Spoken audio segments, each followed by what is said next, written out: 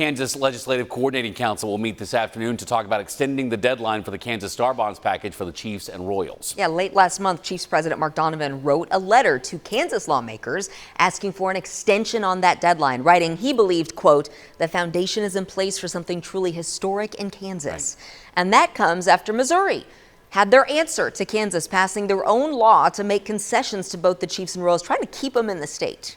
We know that you feel like we've been talking about this a lot because we have been. This is a generational decision for everyone in Kansas and Missouri. Even if you don't consider yourself to be a Royals or Chiefs fan, it's going to impact you, the way you pay taxes, potentially where you go and visit. Lots of things kind of hinging on this decision. Yeah, it's a voice for everyone. We wanted to share the voices of fans who were at a Royals game last month. I probably wouldn't attend a Royals game if it moved downtown. I'm ready for a decision, man. It's been up in the air for months now, and I'm ready to go. I want to know where we're going to be at. So, KSHP 41 News reporter Olivia Acree live this morning at the Truman Sports Complex with more on the Star Bonds in Kansas and what we can expect. Good morning.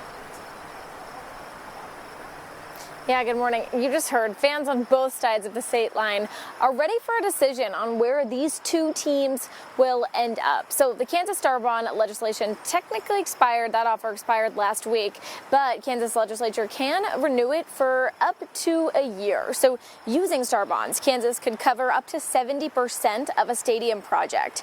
Kansas wants to use sales tax that comes from the stadium and a surrounding district to pay for the construction. But Missouri isn't backing down either. They passed a bill in June that offers up to 50% in state funding if the teams stay put. Their legislation uses income and sales tax generated at the stadium to pay for the construction.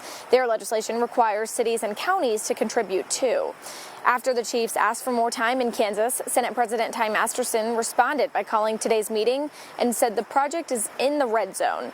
Lieutenant Governor and Secretary of Commerce David Tolan said, I also applaud the LCC for agreeing to meet, and I urge them to extend the sunset of the Star Bond legislation to allow negotiations with the Chiefs and Royals to continue. So that LCC meeting that we're talking about is at 2 this afternoon, and we'll keep you updated with anything that comes out of that meeting. Back to you guys. All right, Olivia, thank you very much.